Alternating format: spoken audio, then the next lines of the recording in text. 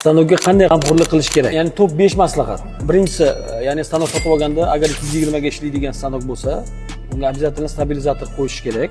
3 fazaga ishlaydigan stanok bo'lsa, faza kontrol degan narsa bor, shitni ichiga qo'yib, ya'ni nestabil toklardan himoyalanish kerak. Ikkinchi maslahatimiz, stanok tozalikni yaxshi ko'radi, muntazam tozalab turish kerak hamda o'sha yerda ishlatadigan xodimlarni urf odatga kirgizish kerak. Quruq latta bilan yoki kompressor bilan, havo bilan, quruq havo bilan tozalab turish kerak. Uchinchi maslahatimiz, nazorat va tekshiruv. Biriktirilgan xodimlarni stanokda ishlatib bo'lgandan keyin albatta tekshirish, ya'ni bo'shab qolgan bolt, gayka bormi, boshqa bormi? Ya'ni mana shu narsa hattoki aralarni sinishiga ham olib keladi. To'rtinchisi, ishlashdagi xavfsizlik. Stanokni yoqishdan oldin barcha xavfsizlik qoidalariga rioya qilish kerak. Qo'lqop hamda ko'zoynak bilan ishlash kerak.